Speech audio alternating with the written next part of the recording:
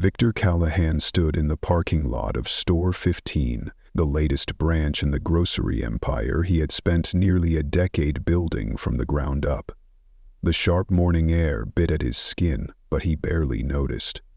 His old hoodie hung loose on his shoulders, the faded jeans and battered sneakers completing the disguise. Tugging the brim of a weathered baseball cap lower over his brow, he glanced at the entrance. No one would recognize him today, that was the point. 15 stores in 8 years. What began with a rickety pickup truck and boxes of fruit sold door to door had grown into a multi-semication grocery chain with hundreds of employees and a reputation for kindness, community, and care.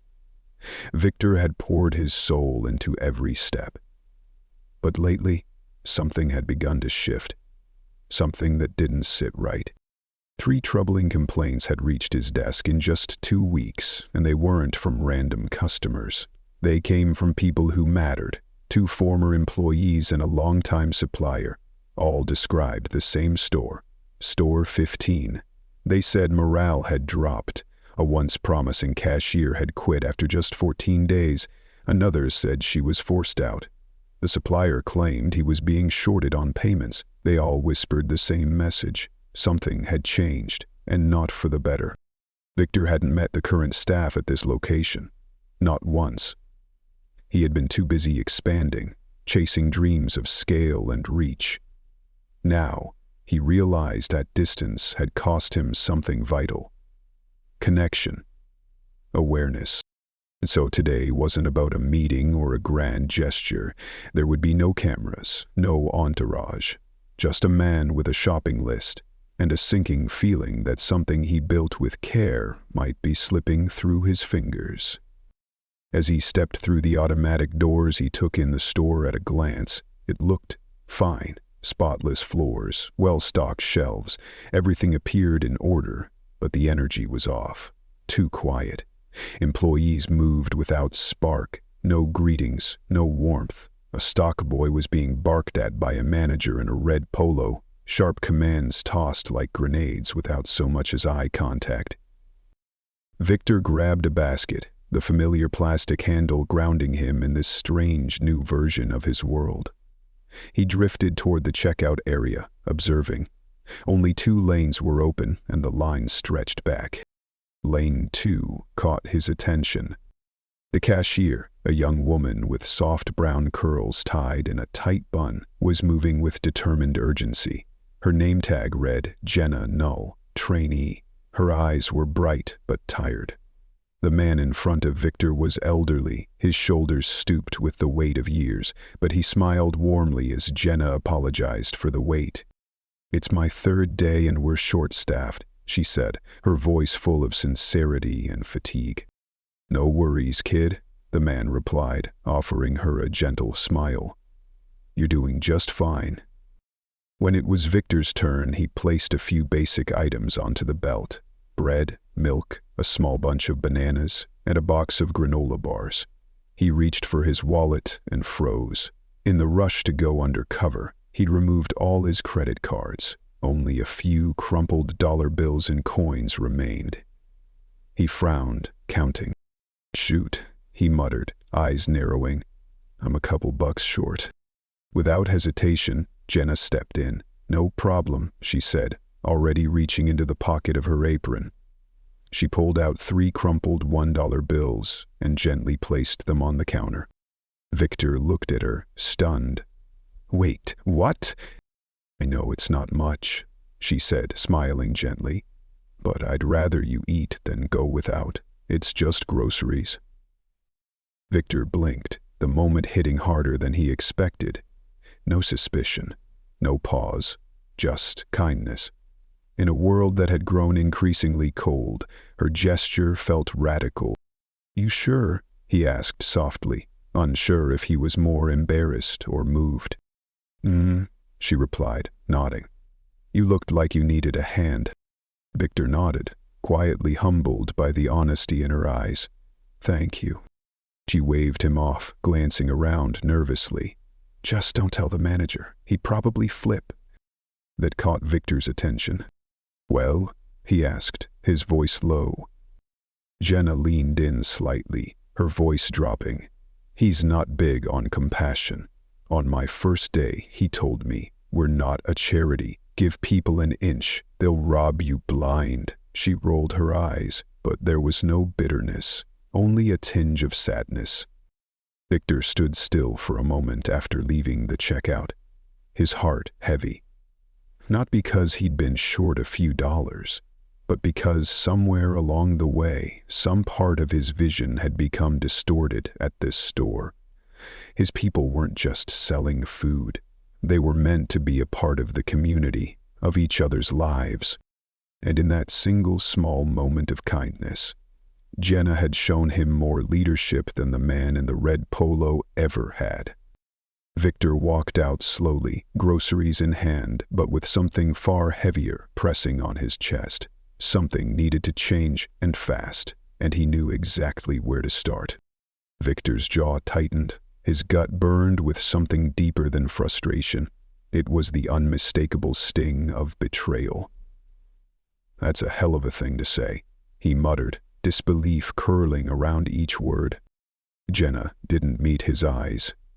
She scanned the last item, her voice dropping into a resigned murmur. "Tell me about it." "He's been on my back since I started. I get it. I'm new, but I'm not stupid." Victor took the bag from her with a quiet nod, emotion tightening his chest. "Thanks again, Jenna." "Really?" She offered a weary smile, tinged with something soft and sincere. "Take care." He turned and walked out, each step heavier than the last. She had no idea who he was. How could she? Victor had never once walked these floors, never shook the hands of the people who now carried the very vision he'd bled to create. He delegated too much, left the soul of his company in the hands of middle managers and paper pushers. Sitting in his car, he gripped the steering wheel and took a long breath. This wasn't about a couple complaints anymore. This was about culture, about humanity, about watching a young woman barely 3 days into the job reach into her own pocket just so someone could afford to eat. That kind of spirit couldn't be taught. It had to be nurtured, and here it was being crushed. The next morning, Victor returned. No disguise this time, but he stayed low profile, lingering at a corner table in the store cafe. His eyes stayed on the front lanes. He watched Jenna get chewed out by the red-shirted manager, Greg, his name tag read, for taking too long helping a customer in a wheelchair. The man barely made eye contact with anyone, but his contempt spoke volumes. Victor saw him roll his eyes when an elderly woman asked for help reading a label. Later, Greg muttered to another cashier, "If they can't afford food, they shouldn't be in here." Victor's fists clenched beneath the table. He stayed until closing. Jenna was stacking baskets at the entrance, clearly exhausted. Greg walked right past her, offering no help, no thanks. Another worker, a quiet young man named Lewis, mopped up a spill near aisle 9, alone, while 2 others scrolled on their phones, laughing at something This wasn't just bad management, it was rot. That night, in the sterile quiet of his hotel room, Victor made 2 calls, one to the district manager and one to HR. His instructions were clear. "Don't act yet, not until I return." The next morning, Victor walked in wearing a sharp navy suit, clean-shaven, his presence commanding. He didn't hesitate. He walked straight into the manager's office. Greg looked up, startled. "Can I help you?" Victor shut the door behind him. "You don't know me," he said, removing the cap, "but I know you, and I own this store. My name is Victor Callahan." Greg blinked, confusion washing into disbelief. "Wait, you're the CEO?" Victor nodded once. "And I've been watching." Greg rose slowly, his face going pale. Victor's voice remained calm but carried an edge sharp enough to cut steel.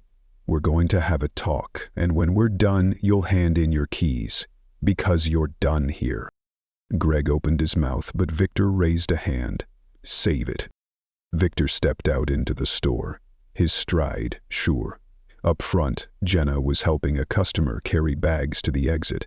She turned, and her eyes widened at the sight of the man she'd helped days ago, now standing tall in a crisp suit, radiating quiet authority. "Jenna," he called gently. She blinked. "Yeah?" "Wait, what's going on?" "I'm not just a customer," he said. "I'm Victor Callahan. I built these stores, and I saw what you did." Jenna paled. I didn't mean to break any rules, I just—" Victor shook his head. "You did everything right, and I'm here to fix what's broken." Behind him, the office door clicked shut. Inside, Greg sat stiffly in his chair, staring blankly. Outside, the world moved on. Shoppers, parents, retirees. But inside the store, something had shifted. For the first time in a long while, change was coming. Victor re-entered the office. Greg hadn't moved. His fingers were interlocked, knuckles white. "You're not going to ask for my side?" he said. Victor studied him. "I don't need to. I've seen it. I watched you ignore a customer who needed help. I saw you let your team struggle while you kept your hands clean. That's not leadership. That's neglect."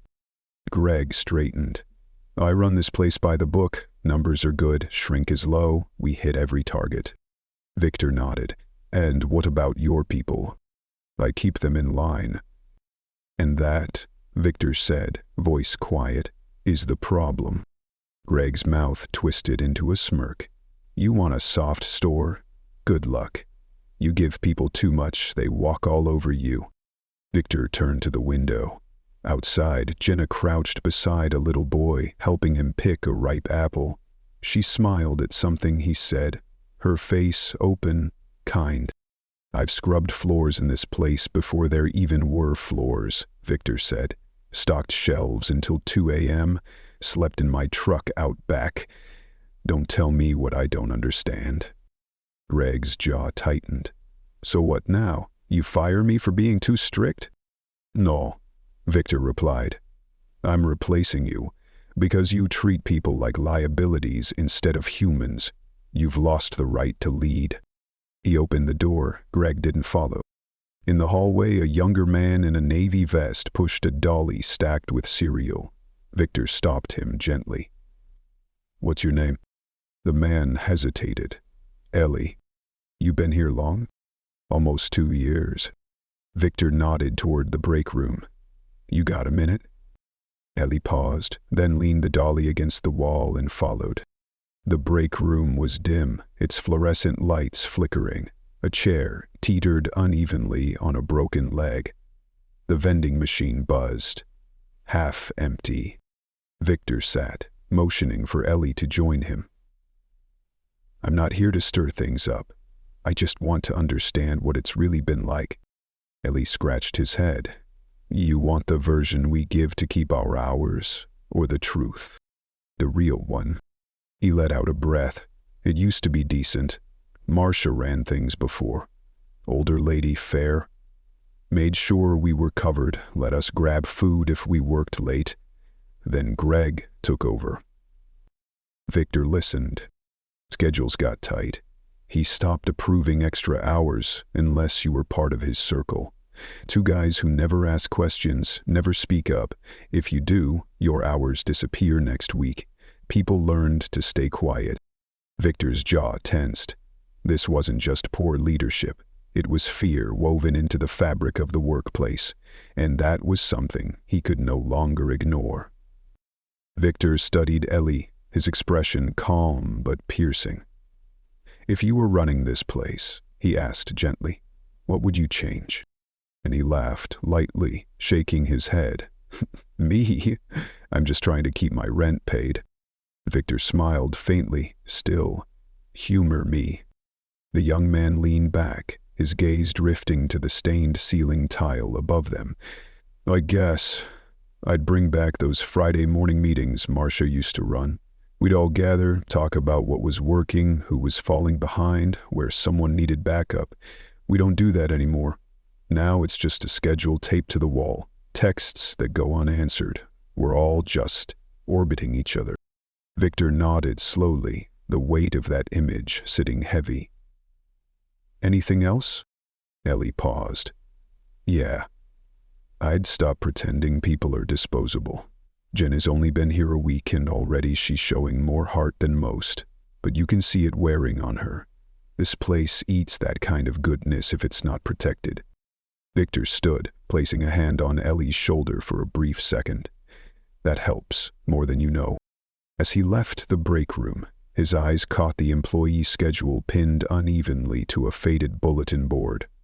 One name had been violently slashed in red ink. Another had a note scribbled beside it. "Do not call. Unreliable." Victor pulled out his phone and quietly snapped a photo. Near the loading dock, he found Lewis again, the quiet stalker he'd seen the night before mopping alone. He was now organizing crates of produce with practiced care, his movements quick, efficient, thoughtful.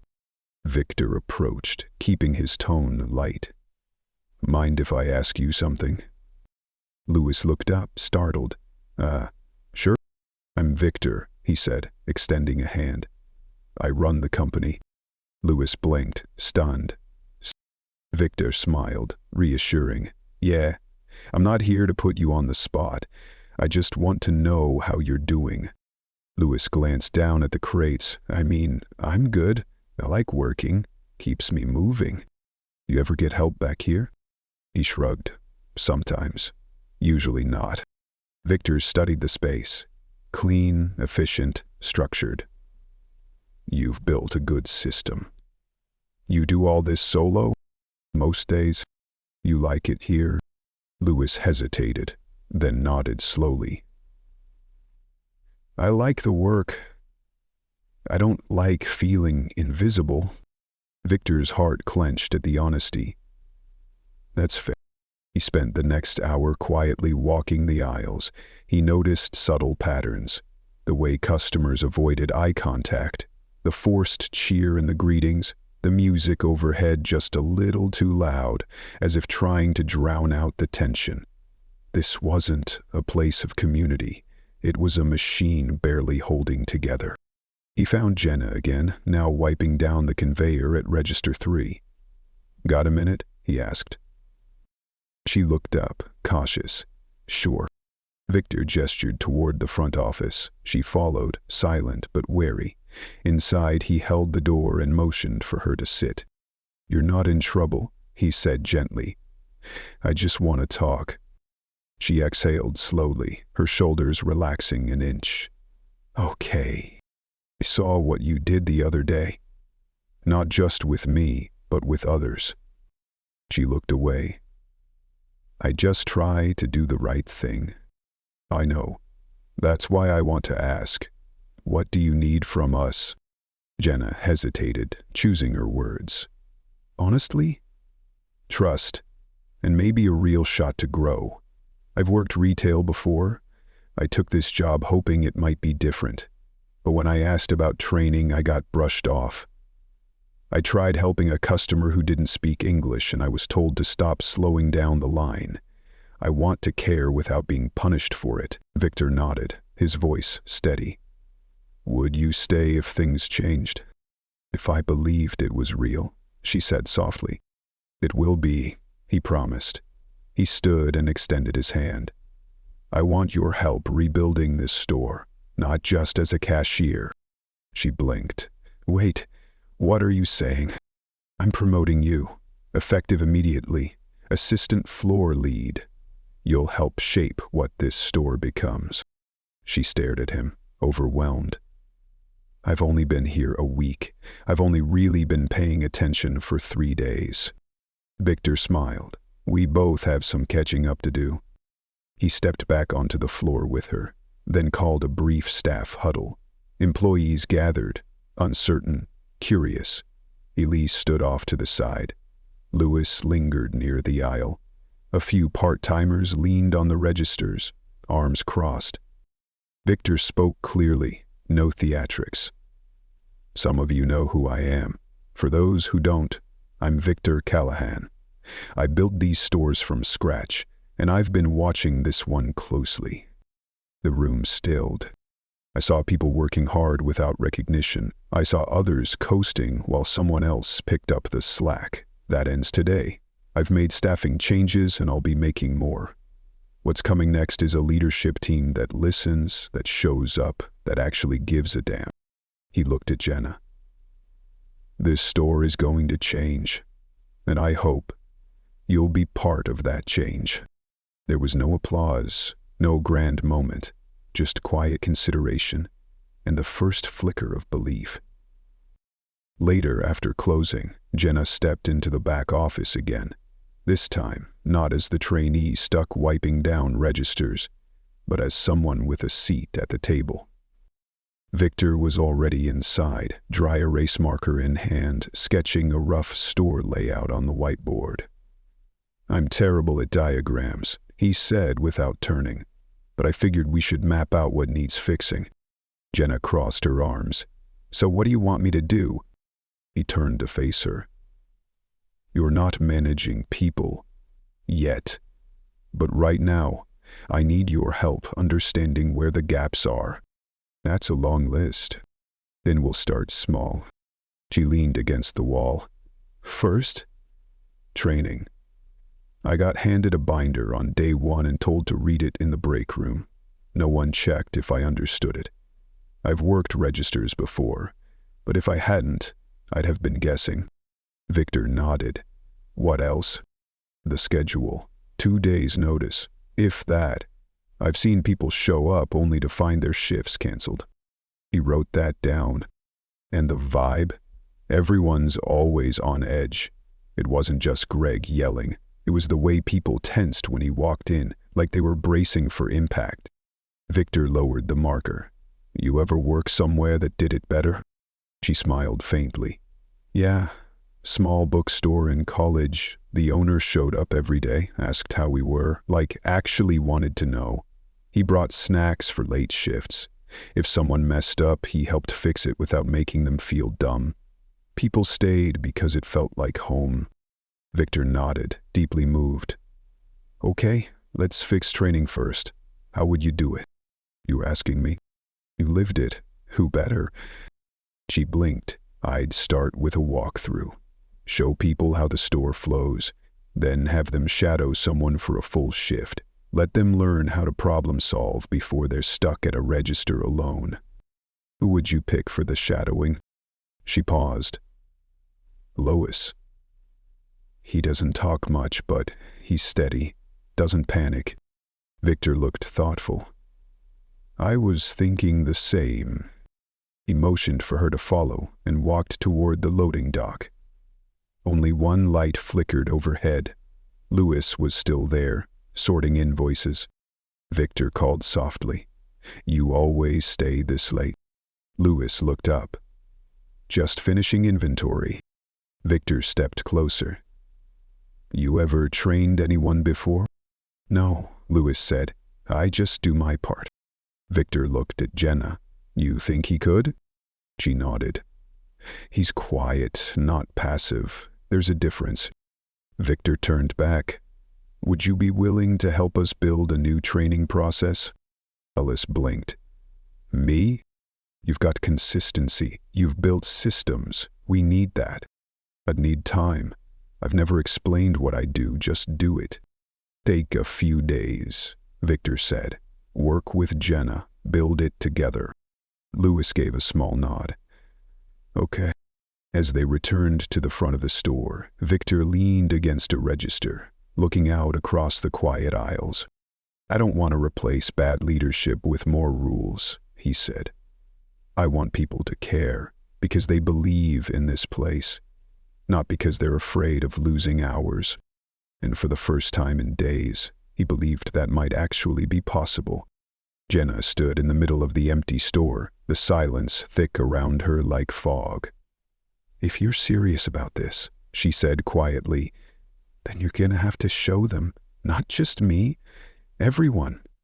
They've heard promises before. They've seen people walk in with new titles and big plans and disappear a week later. Victor didn't speak at first. Instead, he walked behind the customer service counter, opened a locked drawer, and pulled out a thick folder. He handed it to her. She opened it, eyebrows raising. It wasn't just another HR form or compliance checklist. Each page bore a single handwritten prompt, not multiple choice, not vague metrics. Real questions. What used to work here but doesn't anymore? What would make you want to stay for the next year? Who do you trust here? And why? "I had them printed this morning," Victor said. "I want everyone to fill one out. No names, no handwriting checks. It's not about finding dirt. I'm looking for patterns." Jenna flipped through the pages. "This is actually smart. I'll collect them myself," he added. "No managers, no interference." They stood in silence for a beat, just the low buzz of the ceiling lights humming above. "They're going to test you," Jenna warned. "Some will push back, just to see if you flinch." "I expect that," Victor said calmly. "Let them." She closed the folder slowly. "You sure you want me in this? I'm still figuring out where the mop buckets are." "You're the first person who acted like this place mattered," he said. "That counts more than experience." She didn't smile, but something in her posture shifted, less guarded, more grounded. Victor glanced at the clock. "Go home, you've earned it," she nodded, heading toward the back to grab her things. As she disappeared through the break room door, Victor remained, switching off the final row of lights one by one. The next morning unfolded with new intent. Before the store opened, Victor met with the regional HR director in a borrowed office down the block. They reviewed Greg's records, his scheduling, complaints, hiring practices. On paper, everything looked precise, but Victor saw what the reports didn't show: brittle systems built on fear instead of trust. Back at the store, Jenna stood at the coffee station with 2 cups in hand. She handed one to Ellie without a word. "We're starting something today," she said. He lifted a brow. "Training? And how we run things." He didn't reply, just followed her to the break room. Lewis was already there, jotting notes into a worn pad. Victor joined them minutes later, placing a large envelope on the table. "These are the surveys, one for every team member. I want them back by tomorrow night." He looked around at the 3 of them. "You're the start. What we build next begins with you." Jenna tapped the envelope. "What if people don't fill them out?" "They will," Victor said. "And if they don't, it tells us who's already checked out." Lewis asked, "What about the ones who backed Greg?" "We don't punish loyalty," Victor said. "We outgrow it." Ellie finally spoke. "You really think this place can change?" Victor nodded. "Not overnight, but if we do this right, this store becomes the model." Jenna leaned back in her chair. "Then we better get it right." Victor allowed himself the smallest smile. "That's the plan." 48 hours later, the first real test came. Victor sat alone in the upstairs audit office, now his temporary base. He read each survey carefully. Some responses were sparse, quick thoughts scribbled between shifts. Others were pages long, raw and honest. But one stopped him cold. No signature, crisp handwriting, clear, calm, but cutting. It detailed specific instances: registers left understaffed, dangerous stacking violations, favoritism disguised as efficiency. But it was the final line that landed the hardest. "We don't need more slogans about culture. We need to stop pretending fear is discipline." Victor folded the page with care and placed it in a separate stack. Whoever had written that saw the truth and trusted that someone might finally listen. Downstairs, Jenna was logging return slips when a woman in her 40s approached. Her name tag read Trika. She had survived Greg's regime, and wore that survival like armor. "You got a minute?" she asked. "Sure," Jenna said, closing her logbook. "So what's this new setup?" Trika asked, arms crossed. "You're a trainee 1 week and now you're running team huddles?" Jenna stayed steady. "I was asked to help fix what's broken. I'm not here to boss anyone around. Still feels like a fast climb. I get that. You've been here longer than me. If you see something I'm missing, I want to hear it." Trika hesitated. "Last time someone said that, I lost my Saturday shift. I'm not Greg." Her expression didn't soften. "We'll see." Jenna didn't push. She turned back to her papers and let the silence sit. Across the store, Lewis was rearranging the produce display, raising bins from floor level to eye level. He'd marked local bestsellers with signs that listed the farm of origin, a touch Victor had requested. Ellie walked up, a roll of price tags under one arm. "You think anyone notices this stuff?" "They'll notice if we stop doing it," Lewis said without looking up. Ellie crouched beside him. "Trika's testing Jenna, you know." "I figured. Think she'll hold." Lewis wiped his hands on a towel. "She held when nobody else did. That means something." In the upstairs office, Victor wasn't on a corporate call. He was dialing old contacts, a local egg supplier who stopped deliveries, a bakery that vanished from their shelves. One by one, he asked the same question. What changed? The answers matched. Late payments. Silence. A dismissive tone. They felt like they didn't matter anymore. Victor apologized and promised personal accountability. Then he called accounts payable and cleared every overdue balance by end of day. That afternoon, he called Jenna and Lewis back into the office. "We're bringing back vendor visibility," he said. "We've drifted from our roots. It's time to change that." "How?" Lewis asked. "Next month we'll feature a different local vendor every week. In-store signage, product demos, stories." Jenna nodded. "I'll coordinate it." "No middle management," Victor added. "You'll work with them directly." Lewis added, "We'll need someone to train the team on how to talk about the products."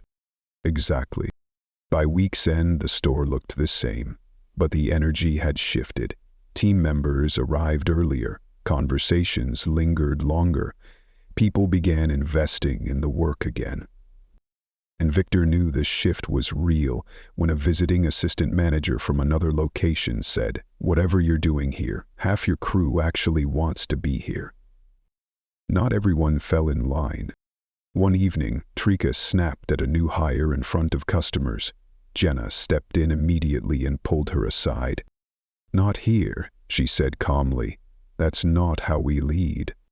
Either one of them was looking the wrong way, or the Trika grumbled, "I don't have time to babysit." "You don't have to babysit, but you do have to respect the team." Trika folded her arms. "I've seen 3 managers come and go. Every time the promises fade. People burn out. Someone else gets promoted." Jenna didn't flinch. "Then help make this one different." Trika didn't respond. But the next shift, she quietly showed the new hire how to restock the freezer. No comment, no eye roll, just action. 1 week later, Victor stood in front of the entire staff after hours. No clipboard, no notes, just a folder in hand. "I've read every survey," he said. "I've spoken to every vendor we lost. I've reviewed every schedule from the last 6 months. He let the words settle. "This store didn't fall because of bad customers or bad luck.